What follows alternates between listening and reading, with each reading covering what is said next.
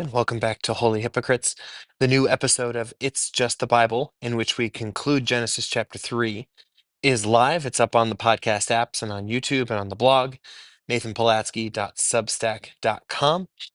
This is the short version, sort of the Cliffs Notes or TLDR from yesterday, as we see God kick Adam and Eve out of the garden.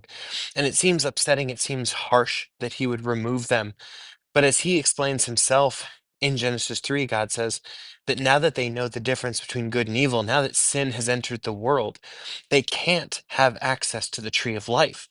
Eternal life, immortality, is a tragedy.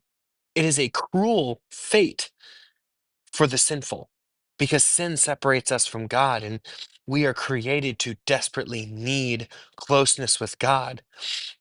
And so, for sinners to live forever is to live in a permanent state of dissatisfaction, a permanent state of lacking as we drift from holy God. We drift from our source of satisfaction, our source of hope. God knew as soon as sin entered the world that humanity could not live forever in that state. We had to wait, eternity had to wait for redemption. We can only live forever when we are reunited with God through Christ's sacrifice. And so Adam and Eve are removed from the garden as a generous, as a compassionate act of God's grace.